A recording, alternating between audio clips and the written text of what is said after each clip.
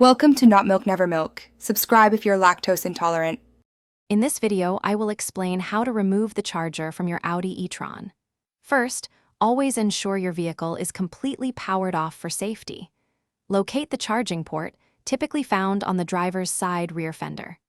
Confirm that the charging session has fully concluded, indicated by the vehicle's display or charging light. This ensures a smooth and safe disconnection process. To unlock the charging cable, first press the dedicated unlock button located on the charging handle itself. If that doesn't work, you can also use your Audi's key fob.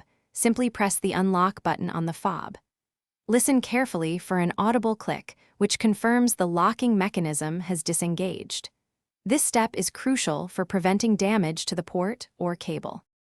Once unlocked, firmly grasp the charging handle with one hand. Gently pull the handle straight out from the charging port.